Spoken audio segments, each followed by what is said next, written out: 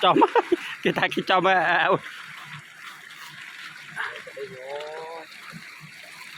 chòm ơi lên đi đó trâu lên đây trâu ơi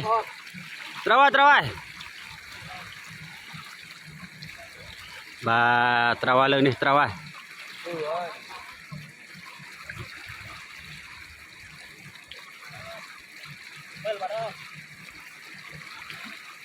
ô nụ trời hạt trâu muối về hầm đá là về hầm đá về hầm đá trâu muối à pha nè